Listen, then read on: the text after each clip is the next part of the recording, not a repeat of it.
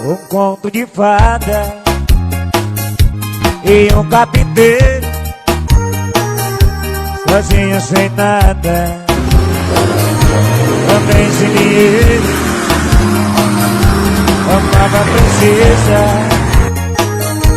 mais linda da terra, mas tinha certeza que nada era pra... Se é amor que veio ao vivo.